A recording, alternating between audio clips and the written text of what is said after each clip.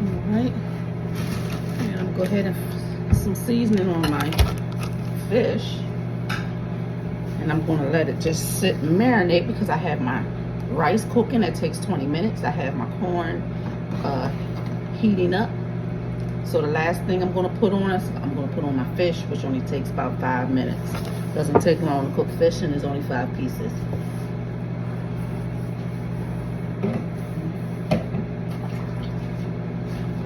Be right back.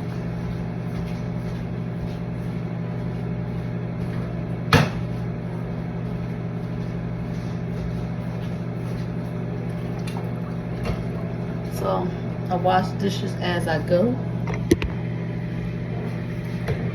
So after I eat, you know how we get itis, then we don't feel like doing nothing else but sitting back watching TV.